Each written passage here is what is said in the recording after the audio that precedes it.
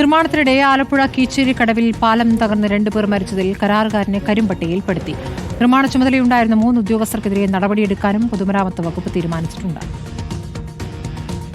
കരാറുകാരന്റെ ഭാഗത്തുനിന്ന് ഗുരുതര വീഴ്ച സംഭവിച്ചുവെന്നാണ് പൊതുമരാമത്ത് വിജിലൻസ് വകുപ്പ് മന്ത്രിക്ക് നൽകിയ റിപ്പോർട്ടിലുള്ളത്.